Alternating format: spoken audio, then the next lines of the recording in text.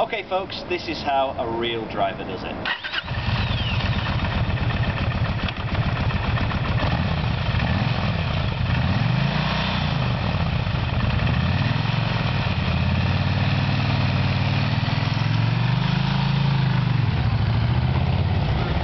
There he goes, off into the wild blue yonder.